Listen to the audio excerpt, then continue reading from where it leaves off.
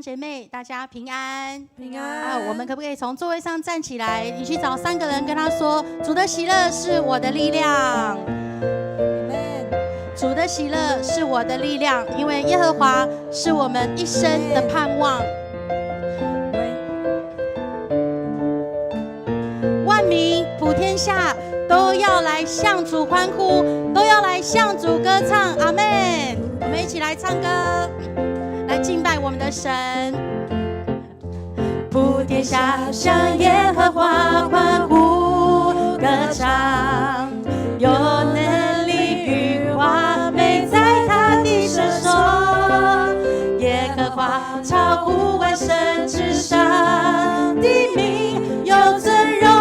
和威严在他面。普天下向耶和华，普天下向耶和华欢呼歌唱，有能力与华美在他的圣所，耶和华超乎万神之上，的名有尊荣和威严在他面前。我们一起喜乐地说：来向耶和华歌唱，向拯救磐石欢呼，因耶和华伟大，当受极大的赞美。来向耶和华歌唱，全地要向他歌颂，在列邦中述说他奇妙的作为。我们要向耶和华歌唱，我们要承认他是神，他在我们的生命当中是让带给我们大有盼望的神。普天下向耶和华欢呼歌唱，有能力与华美在他的圣所，耶和华超乎万神之上，的名有尊荣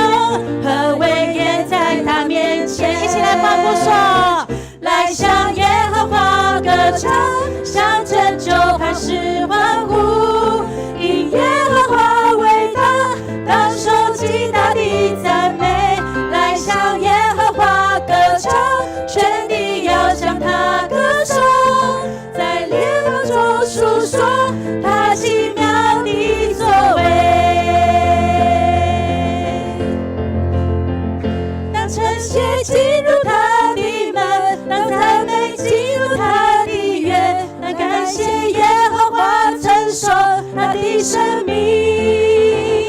因为耶和华本为善，他的慈爱存到永远，他的心是永不更改，直到万代。当称谢进入他的门，当赞美进入他的院，当感谢耶和华承受他的生命，因为耶和华本为善，他的慈爱存到永远，他的心是永不更改，直到万代。我们来欢呼说：来向耶和华歌唱，向拯救磐石欢呼，因耶和华伟大，当受极大的赞美。来向耶和华歌唱，全地要向他歌颂，在列邦中述说他奇妙的作为。来向耶和华歌唱，向拯救磐石欢呼，因耶和华伟大，当受极大的赞美。来向耶和华歌唱，全地要向他歌颂，在列邦中述说他奇妙的作为。我们要把掌声荣耀归给神，因为他是有奇妙的作为，万膝要跪拜他，万口要承认他是神。阿们，阿们。我们要满心的来向神来欢呼，举起我们的心，举起我们的手，来敬拜我们的神，因为我们的神是从亘古到永远都保护我们的神。阿们。主啊，你世世代代做我们的居所，你的宝座从太初立定，亘古就有。你以威严为义，以能力束腰。就坚定，不得动摇。主啊，你荣耀国度在我们的中间，你的旨意满有智慧，必要拯救。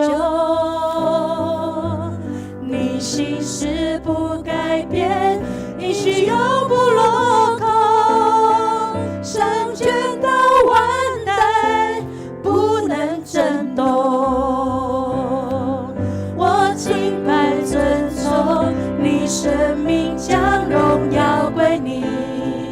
你永远长存，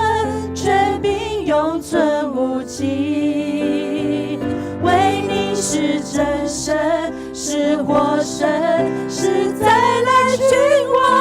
哦，主你的国度从亘古到永远。我敬拜你，尊崇你。主啊，你是我们的国度，主啊，你是我们的君王，我们赞美你。主啊，你世世代代做我们的居所，你的宝座从太初立定，亘古就有。你以为言为义，以能力束腰，世界就坚定，不能动摇。主啊，你荣耀国度，主啊，你荣耀国度在我们的中间，你的旨意满有智慧，必要拯救。你心事不改变，应许永不落空，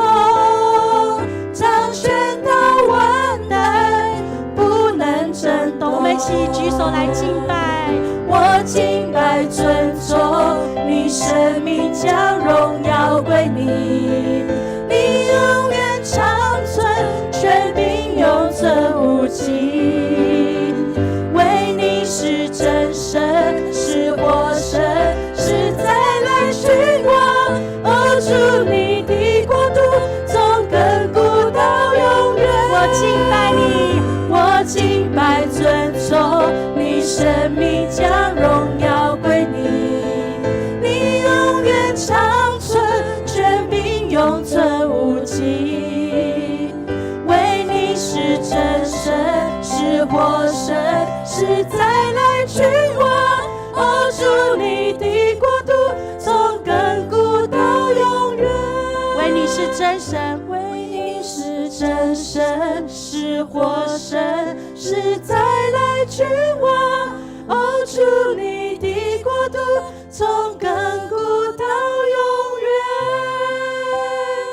主，我们感谢赞美你。主，你是万军的耶和华，你是昔在今在永在的神，你是爱我们的神，你的居所何等可爱。主，愿你来吸引我们，让我们快跑跟随你，听我们的祷告，喜悦我们的敬拜。我们这样祷告是奉耶稣基督得胜的名，阿们。请坐。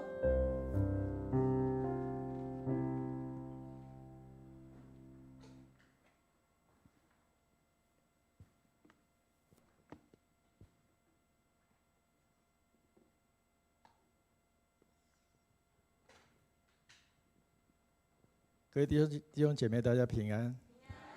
我们一同来看圣经，在耶利米书第32章。我来念单数节哈，那弟兄姐妹来念双数节。西底家作王，统治犹大国的第10年，也是尼布甲尼撒王统治巴比伦的第18年，上主向我说话。那时，巴比伦王的军队正在围攻耶路撒冷，我被拘禁在王宫的监狱里。西底家王把我关起来，指责我所发出的预言。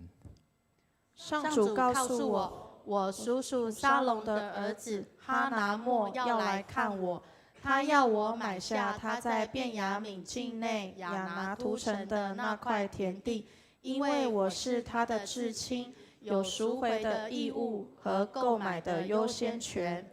于是正像上主说的，我的堂兄弟哈拿末到监狱来看我，要求我购买他的田地。于是我知道上主的确对我说过这话。我向哈拿末买下田地，赠给他17块银子。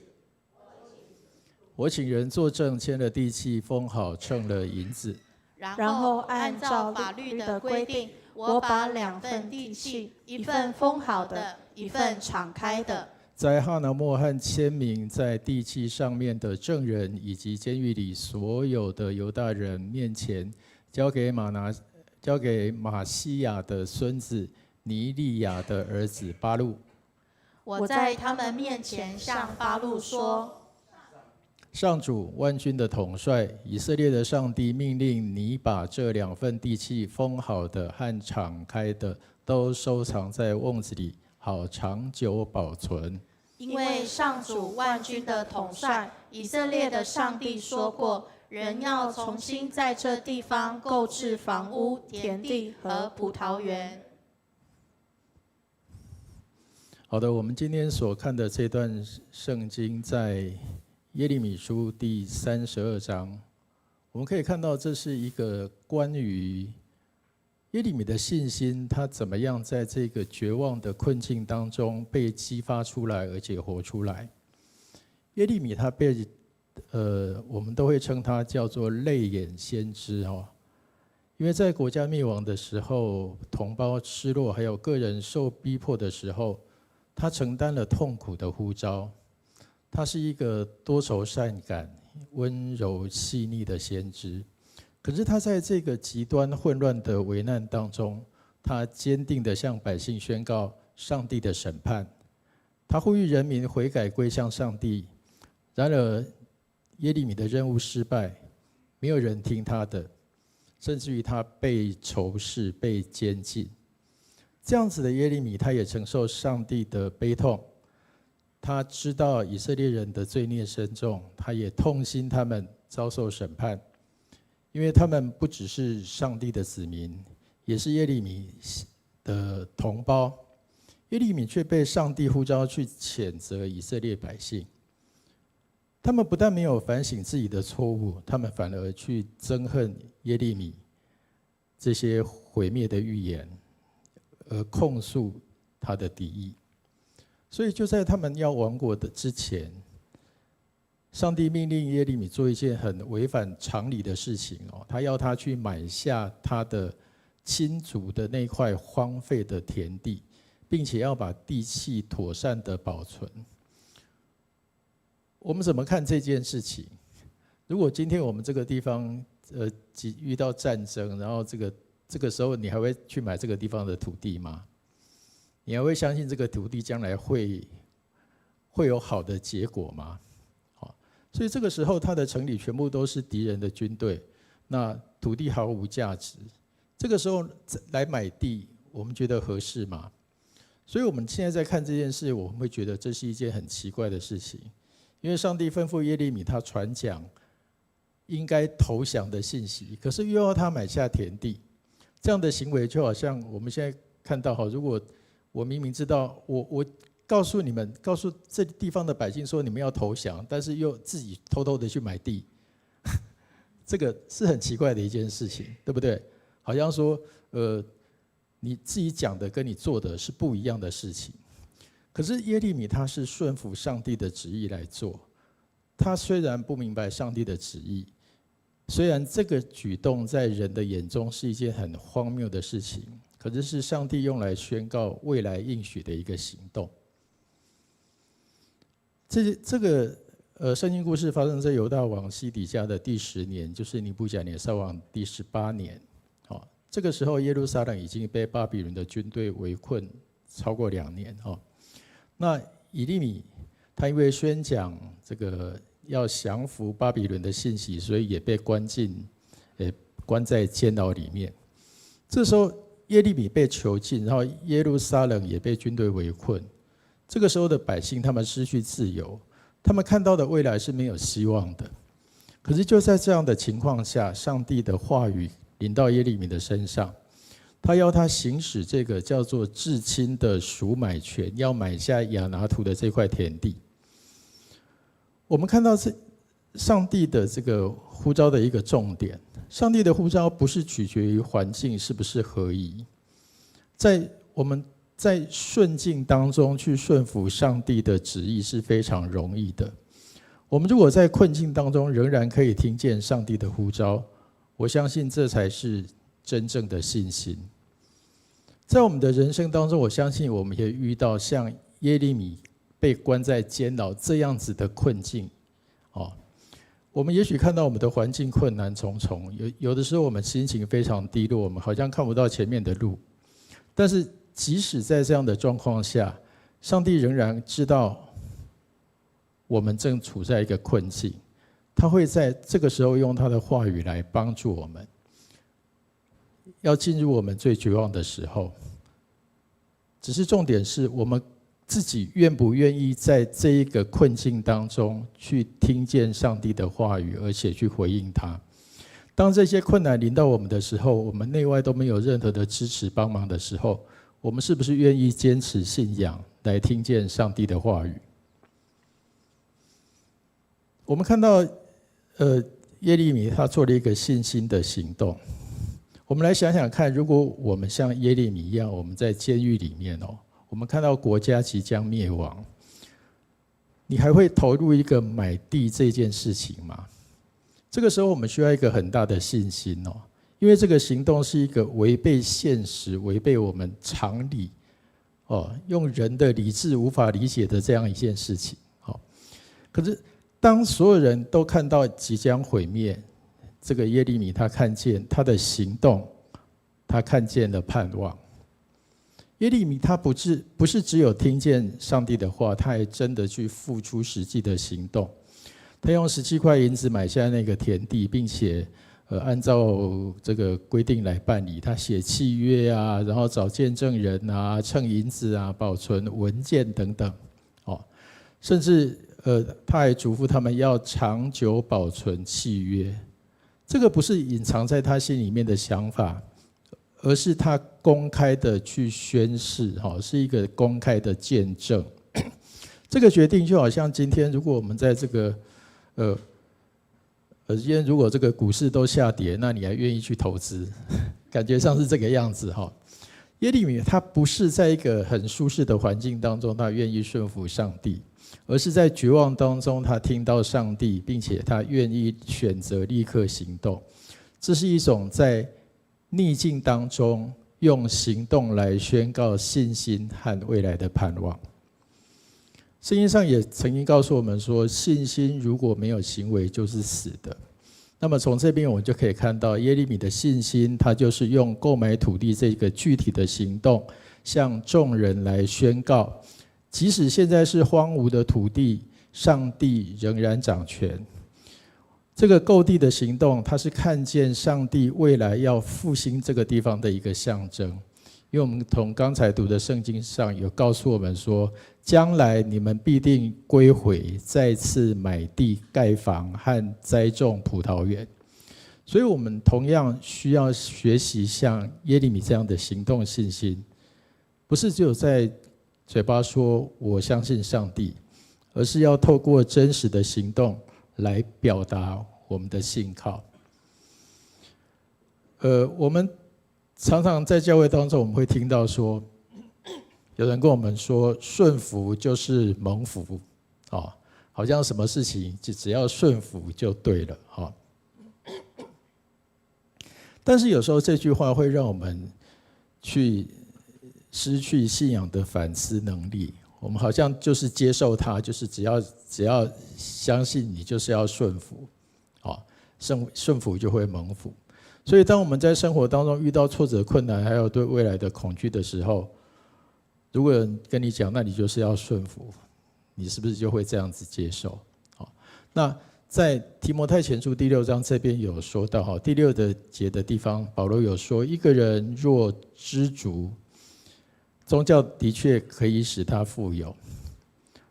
从这边这句话好像是在说，顺服上帝旨意的人，生命就会得到富足，他就会福气满满。但是保罗的意思，其实他是要让我们去思考。他接着有说，他说：“我们到这世界没有带来什么，我们又能从这世界带走什么呢？”也就是说，我们短暂的人生被放进永恒的创造里面。如果我们只是追求会消逝的财富和功名利禄，是没有意义的。保罗也提醒提摩太，是上帝所重用的人，要远避这一切，做主所重用的人，要追求正义、敬虔、信心、爱心、忍耐和温柔，要在信仰的竞赛当中，要尽力的奔跑，为自己赢得永恒的生命。我们同样得到上帝的呼召，我们也要在许多人的面前公开承认我们自己的信仰。所以顺服不是为了要让我们自己蒙福。保罗所说的正义、敬虔、信心、爱心、忍耐还有温柔，都不是为了我们个人的益处，而是为了回应上帝的创造，使整个世界能够归入上帝的行动。所以顺服是当我们在面对未知，在行动当中来信靠上帝，他不会保证我们可以立刻得福，就好像耶利米他买那块田地一样，他要信靠上帝，他要相信上帝的最后的计划，即使他现在所看到的并不是这样。我们看到耶利米他在买下这块田地之后，他做了一个祷告，这个祷告其实很长，但他的重点是他赞美上帝的大能，他回顾过去上帝怎么样用全能的手带领以色列人出埃及，他也坦诚人们的罪，因为大家都偏离神，所以才会受到上帝的管教。同时他也相信上帝愿意施恩给悔改的人，并且坚定他的应许。所以今天的情势虽然糟糕，上帝还是信实的，还是慈爱的，他会保证将来人一定会归回，会再一次在这块地当中要买房，要种田，要种葡萄园。所以耶利米他把买地的契约交给巴录，吩咐他要放在瓦罐里面，要好好的保存。为什么呢？因为上帝说，将来人要在这地购买房屋、田地和葡萄园，所以这是上帝的应许。他们虽然眼前看到的是他们被掳啊，这块田地这块地很荒凉啊，他们看见的是非常绝望的地步，但是上帝向他的百姓宣告，毁灭不是结局，他要为他的子民预备新的未来，而那个封存的契约会变成眼见的记号，他要提醒他们的世世代代，上帝的计划不是终结，是重建，不是绝望，是盼望。所以我们看我们今天的世界，其实也常常像巴比伦一样，我们这个现在目前的世界也是有战争，也是有疾病，我们也会遇到经济的困难、家庭的问题，我们也会遇到心灵的忧伤，这些都是我们来围困我们的这些困境，它会夺去我们的平安和盼望。但是我们要相信上帝对我们的应许是真的，他会应许我们在基督里有新生命，我们会得到永恒的国度。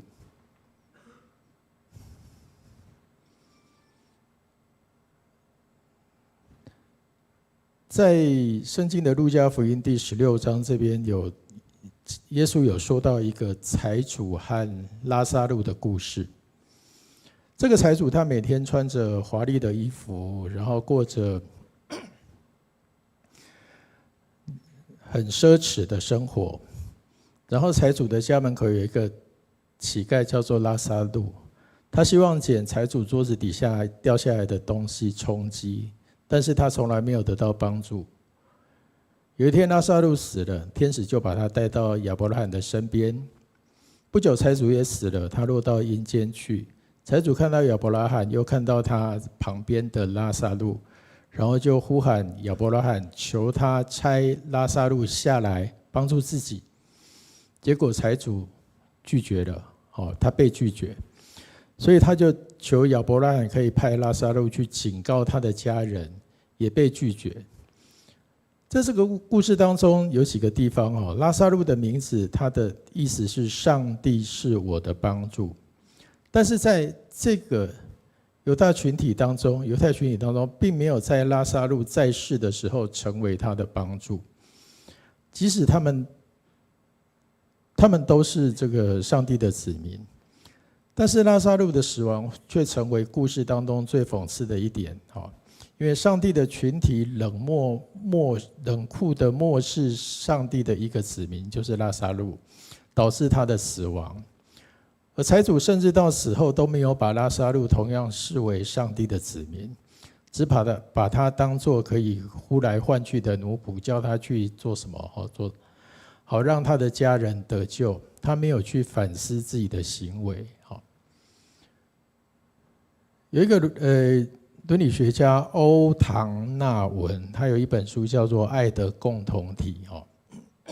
在这本书当中，他有提到，他说我们在反思的时候，我们要问自己的是：我应该如何生活？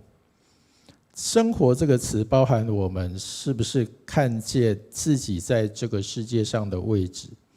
还有自己跟其他受造物的关系。所以他表示，我不只是看我应该怎么做，更希望我们可以能够跟上帝的创造一起来迈向未来。我们如果意识到自己不是孤立生存在一个与我没有关系的世界，而是知道自己与身边的人，就是所有上帝的百姓，整个世界都是上帝所爱，我们就会有共同爱的目标。这个爱会让我们采取行动，让我们更单纯的享受在上帝的爱当中。所以我们的教会，我们的基督徒的团体非常强调一个团契的关系，我们跟弟兄姐妹之间的关系。我想这就是我们必须要建立一个爱的共同体。今天我们透过这段经文，我想提醒我们几件事情。第一个就是我们在困境当中，我们也可以听见上帝的话语。虽然有的时候我们生活在低谷当中，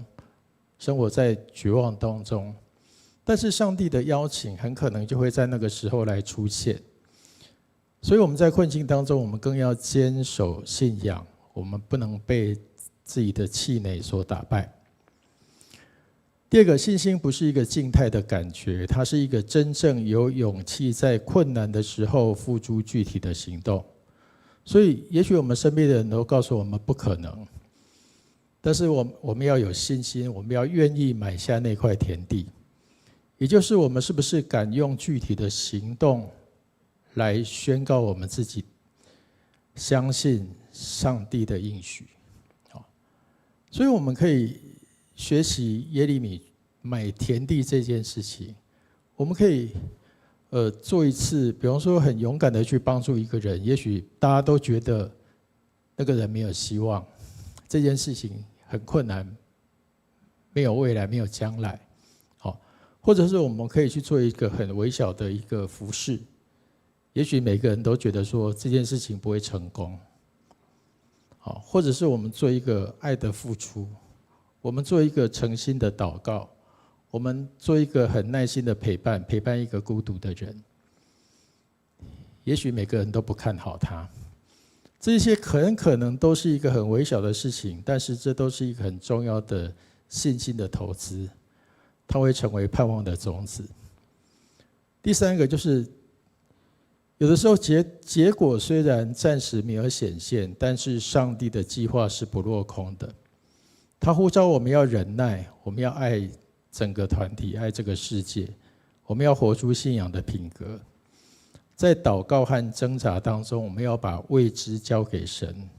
我们要相信他会预备我们的未来。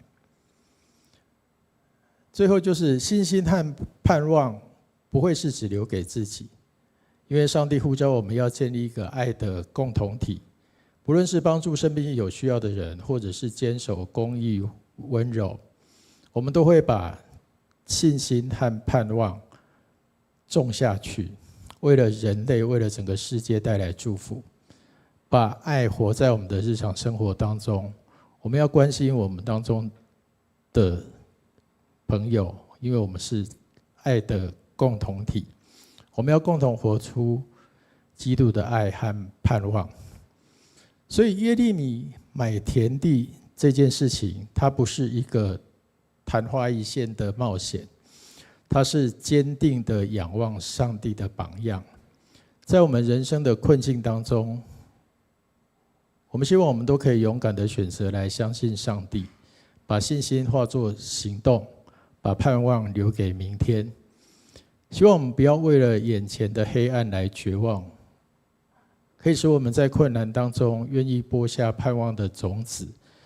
因为我们所信的上帝是在一个荒凉的土地当中有应许将来要复兴的一个上帝。我们一起来祷告。亲爱的天父，我们感谢你，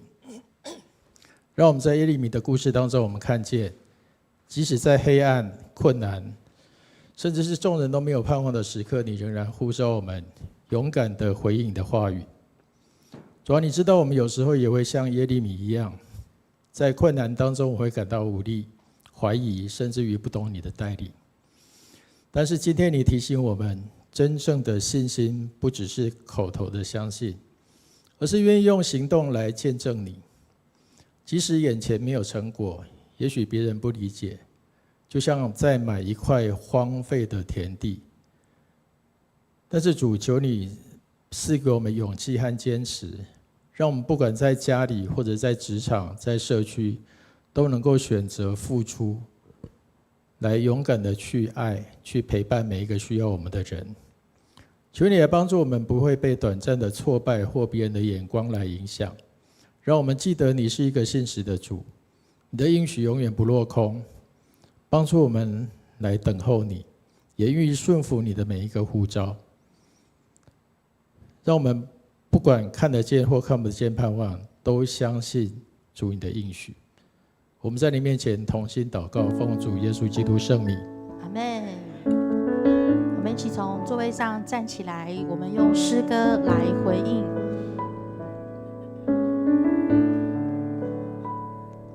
有时候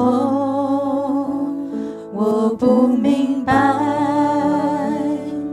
为何苦难在生命中，为何你不将它挪去，漫漫长夜无尽。有时候我不知道还要如何继续祷告，亲爱神灵，求来提升我，刚强我里面能力。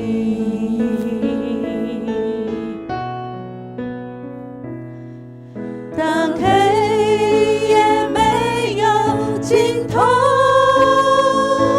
我相信你依然爱我，给我力量，给我盼望，看见光明在不远前方，高举双手赞美，失恋中仍向主歌唱，永不灰心，永不沮丧，你爱使我刚强。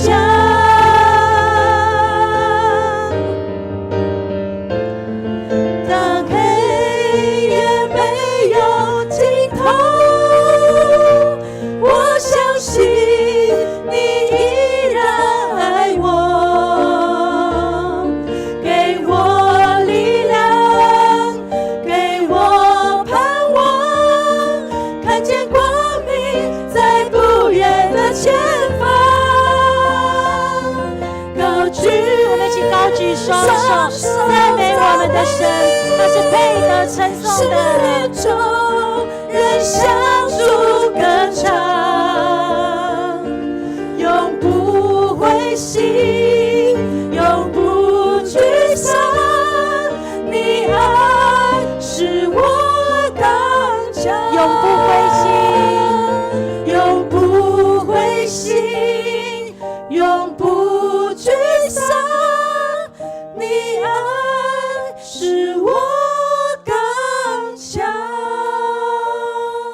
是的，天父上帝，你的爱使我们在软弱中得着刚强，你的爱永远与我们同在。主啊，也求你再一次加添我们力量，让我们用尽心尽性尽力来爱神，也能够爱人如己。主啊，求你再一次更新我们，让我们知道你对我们的爱是永不改变。我们这样祷告祈求赞美感谢，奉主耶稣基督的名，阿们。请坐。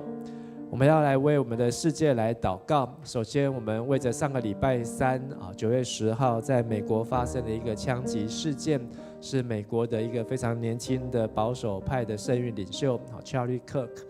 那不幸身亡那当美国还有全世界的社会面对各样的恐吓、暴力、威胁，那人民要追求的自由，但是却造成别人的不自由。也求主来掌权，以及公民的辩论能够停止仇恨，停止竞争，而是让我们能够用友善和中肯的态度为人民来谋福利。祈求上帝能够不仅在美国、在台湾、在世界上每个国家来掌权，在仇恨的地方撒下和平的种子。第二，我们要来为我们的国家的好消息在2天前，韩国来公布他们的人均 GDP 那台湾呢在23年来又超越了韩国那不仅是在 GDP 超越韩国，也在台湾人才的竞争力排名呢也超越了韩国、中国、日本。根据这个学者的研究呢，认为从台湾2016年的布局来亚洲矽谷到今天，可以看见执政者的远见那我们也为我们的社会、为我们的执政国家掌权者能够为台湾来谋福利。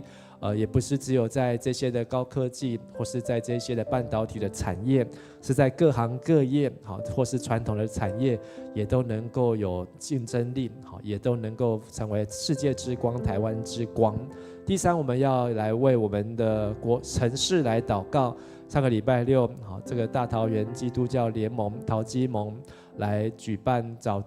城市祈祷早餐会。那詹善政市长还有许多的官员、立委、民意代表都有来参与在这城市祈祷早餐会当中。也愿上帝祝福在桃园、在各城市在台湾各个地方都能够行公义、好怜悯、存谦卑的心，与神同行。我们一起为着世界、为着国家、为着社会，一起同声开口。这段祷告邀请玉心执事带领我们祷告。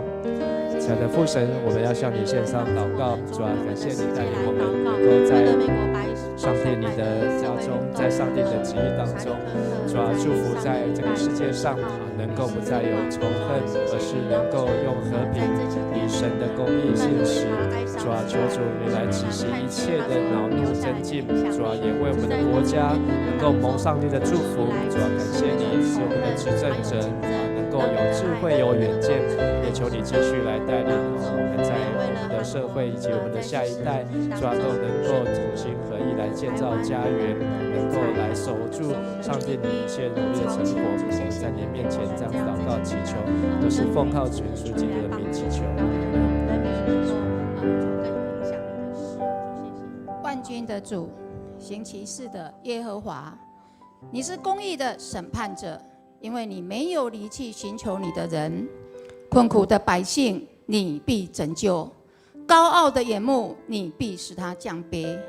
耶和华，你必为孤儿和受欺压的人伸冤，使强横的人不再威吓他们。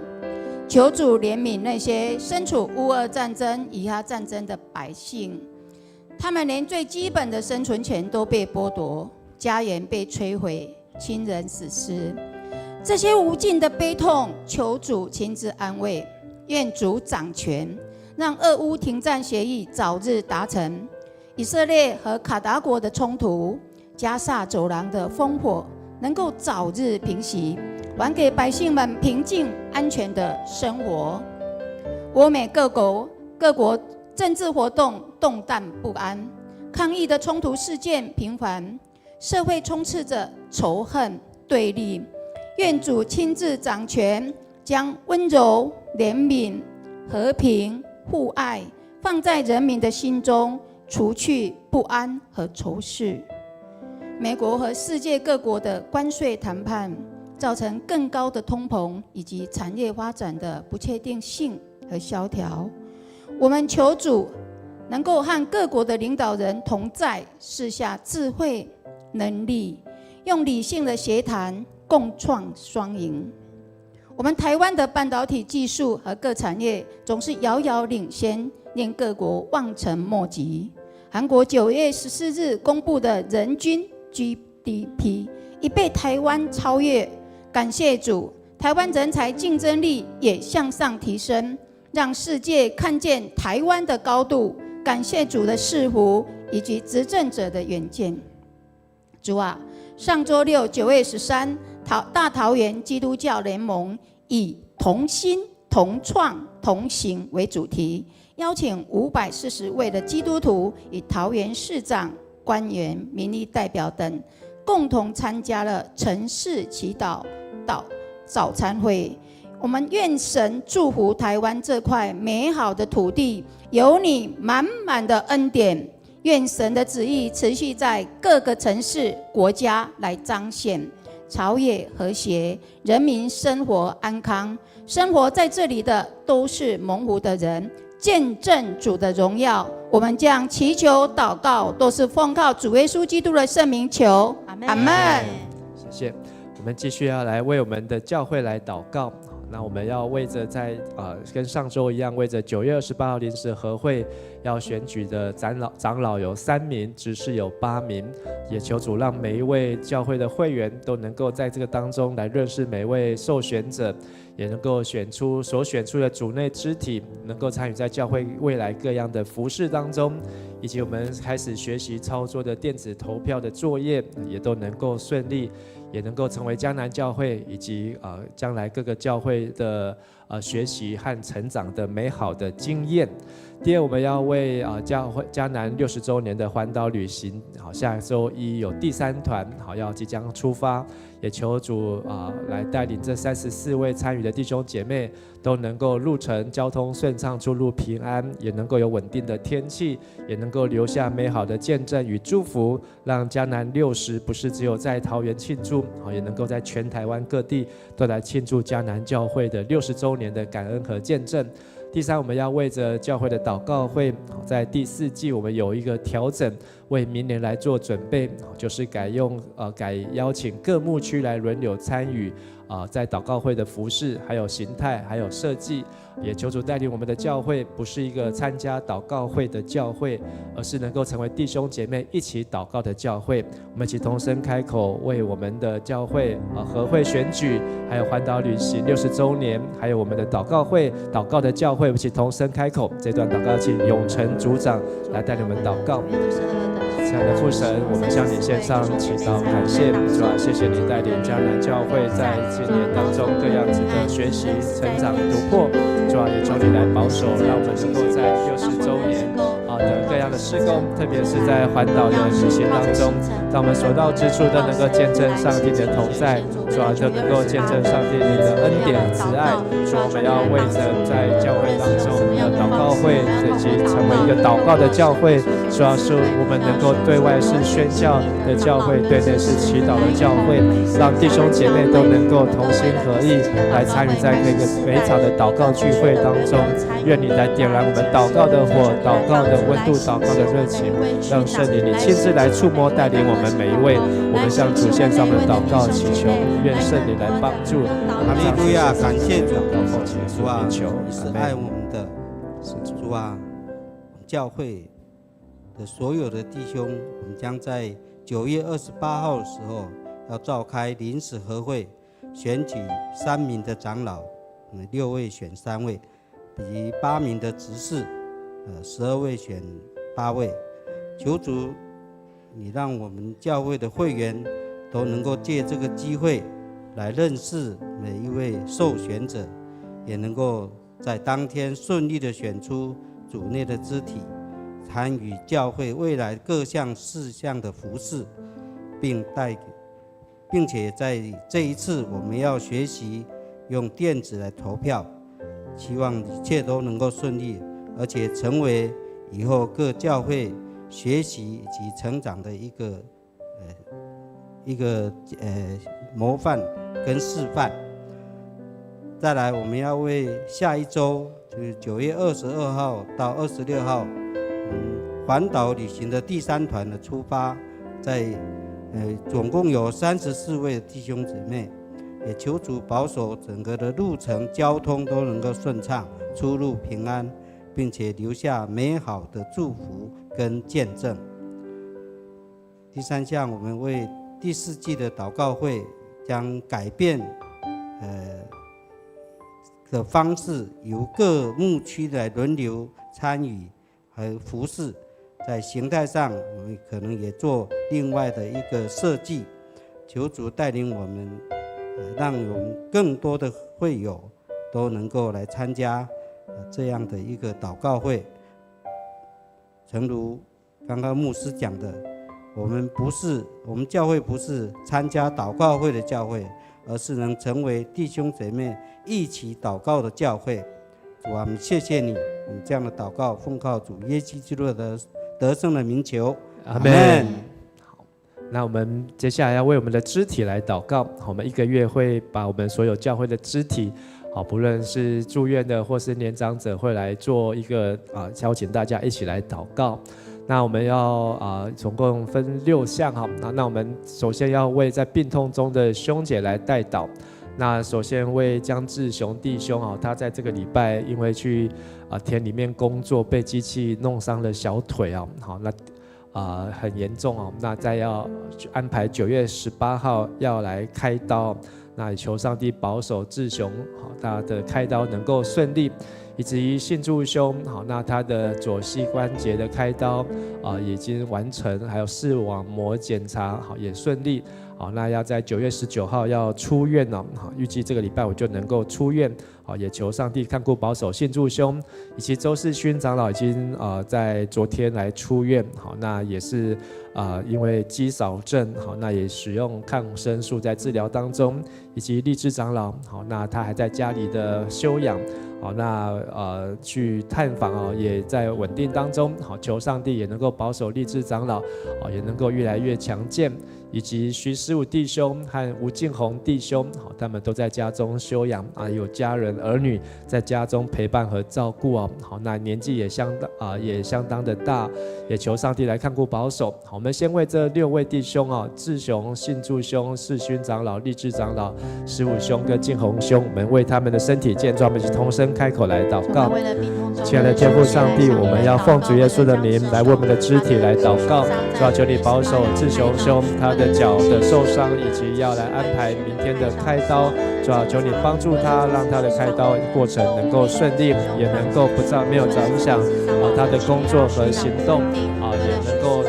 来见证上帝的作为，也为着信助兄他的手术能够顺利，也求你保守，让他身心灵更健壮，以及世勋长老也能够有强健的身体，立志长老、15兄还有敬宏兄，主要求你来保守看顾他们，主要使他们都能够在主你的面前蒙主的看顾。我们在你的面前献上我们感谢祷告，这样子求都是奉靠主耶稣基督的圣名来求，阿们。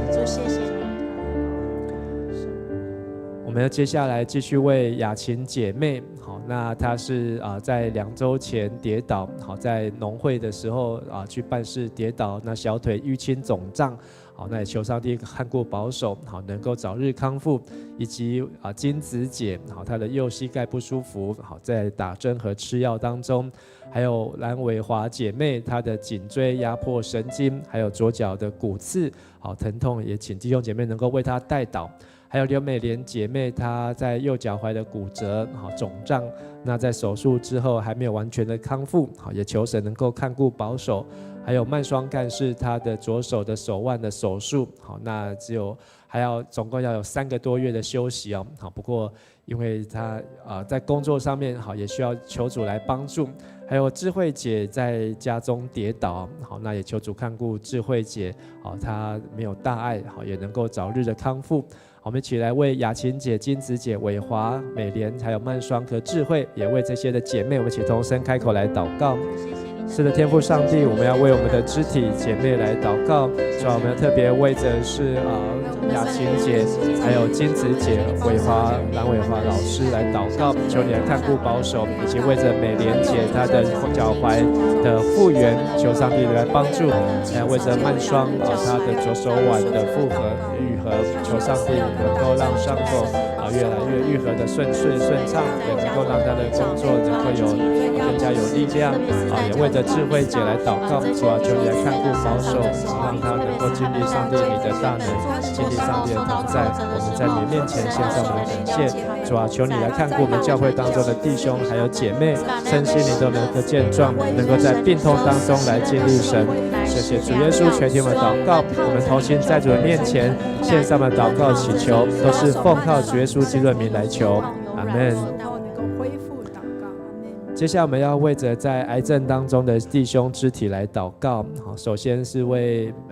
燕宇，是美秀的女儿昨天去检查报告，确定是乳癌的第2期好，那燕宇的也非常的难过好，那但是相信上帝必要掌权。好，那我们也为燕宇他非常年轻好，也求上帝来带领他，好，来医治他，以及为着邱美智姐好，她在昨天住院要做第3次的化疗祷告，那也求上帝带领美智姐好，那在这个化疗当中好，前2次已经有让这个肿瘤已经有缩小好，那也求主继续看顾保守，以及秀凤组长的淋巴癌好，那也在6个月的休息好，在11月好，他就能够比较能够进出公众的场所好，来求上帝看顾，以及丽梅姐的淋巴癌的复健好，就求主来看顾，还有古佩文姐妹的乳癌好，那也在复原当中，也求上帝来看顾和保守。我们先为这5位燕宇姐妹、美智姐妹、秀凤，还有丽梅和佩文，我们为他们的癌症，我们为他们来祷告守望。亲爱的主上帝，我们要为我们这些在癌症当中的姐妹来向主来祷告。主啊，求你来看顾保守燕宇让他能够心里面刚强有力量，也知道神你必要垂听祷告，你是使无变为有，你是彰显大能的神，以及看顾在美智姐的肺腺癌，还有秀凤和丽梅姐的淋巴癌，主啊都能够完全的医治，完全的康复，以及佩文她身上的乳癌也都够完全的医治。主啊，求你在他们的身上来彰显大能，垂听我们的祷告。主啊，愿你是听祷告的神，你的名字是耶和华拉法，你是医治的上帝。愿神你亲自来医治，主耶稣基督的宝血来涂抹来遮盖。谢谢主耶稣，垂听我们在这里祷告祈求。我们这样子祷告祈求，都是奉主耶稣的名求，阿们。继续我们也为还有阿美姐妹就是秋敏的妈妈大肠癌好，那她也在复原当中好，那虽然她已经都觉得要去见上帝但是上帝也让她现在身体越来越好。以及连珠姐好，那她也是在癌症的多重癌症的治疗当中好，目前在家休养好，是思雨在照顾，还有家军的爸爸好，罗金龙弟兄的淋巴癌，阿秋的大姐曾水仙的卵巢癌，和丽娟的堂姐淑芬的乳癌好，我们也为这几位肢体好或是我们家人的肢体的家人的肢体来为他们来守望和代祷。我们一起同声开口来祷告。亲爱的父神，我们为着安慰者来祈祷，主啊，求你伫伊心中来显出上帝你的疼痛、甲平安、甲人主者，也愿上帝你亲自来医治伊、帮助伊，来经过这一切的困难，互伊会当伫伊心中来看出上帝你的作为。他为着家军的爸爸罗金龙弟兄，主啊，求上帝你也继续来伫伊的心中，互伊的肺腺癌、淋巴癌当得到医好，甲水仙姐妹的卵巢癌、甲淑芬姐妹的乳癌，主啊，求你来显出上帝你的大惠咱，主愿感谢主，愿将这期待交伫上帝你的手中，愿安尼祈祷恳求，拢是我靠耶稣基督信主名来求，阿门。